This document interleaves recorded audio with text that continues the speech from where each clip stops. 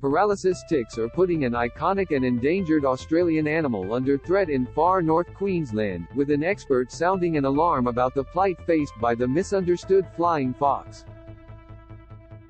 Jenny McLean, owner of Tolga Bat Hospital in Atherton, said she's seen a huge number of orphaned spectacled flying foxes earlier in the season than expected. The species is listed as endangered and widely deemed a vital long-range pollinator of the rainforests. Read more. The device is more effective at deterring great white shark bites. McLean explained mother flying foxes are dying from tick bites. It comes after award-winning local photographer Jurgen Freund launched a crowdfunding campaign with wife Stella to produce a book for the Bat Hospital. The aim is to raise funds for the facility and help the keystone species. We've got something like 120 pups at the moment, McLean told 9 News. Com.au, explaining she's inheriting some orphans from other regions. In a really bad tick season, though, we can end up with 500 pups between the months of September to Christmas. We don't get the bats into care until they have literally fallen out of the trees and onto the ground, so it's an advanced stage of paralysis. McLean expressed concern about the fact so many animals are experiencing bites. Read more. Extreme weather to strike Australia decades earlier than expected. You have to consider these flying foxes are normally feeding up high, she said.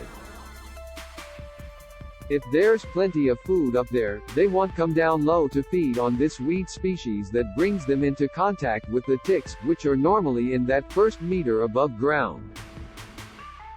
Ongoing wet weather down the east coast of Australia has led to fears of a spike in tick numbers this summer, with some vets reporting shortages of vital tick antitoxin serum. McLean said the animals are relatively easy to look after, but the antitoxin serum runs the cost up. Read more. Map reveals which areas are most at risk of mosquito-borne virus. It's extremely expensive to treat them, she said. The tick antitoxin is about $400 a bottle. That has 50 milliliters and we would normally use 3 milliliters per adult bat. So each bat takes about $20, but that doesn't include going to the camp, coming back and keeping them in care. McLean said anyone who encounters a sick bat should not touch them as there's a risk small they carry lyssavirus, a deadly RNA virus. Instead, she recommends calling wildlife rescue groups, such as the hospital, Wires or Sydney Bats for NSW. A species under threat. Mainland Australia has 4 species of flying fox: the little red flying fox, the black flying fox, the spectacled flying fox and the grey-headed flying fox. The spectacled flying fox, which calls Far North Queensland home, is deemed endangered, with both the grey-headed and little red flying foxes listed as threatened. McLean said in addition to ticks, the species are prone to heat stress events, which can lead to mass die-offs. We've only ever had one up here, in far north Queensland, but 23,000 died, she said. But certainly they have had big ones in Shoalhaven in NSW, Wingham Brush, Melbourne and Adelaide. It's when you get temperatures over 40 C and there's very dry air. Ours is normally humid.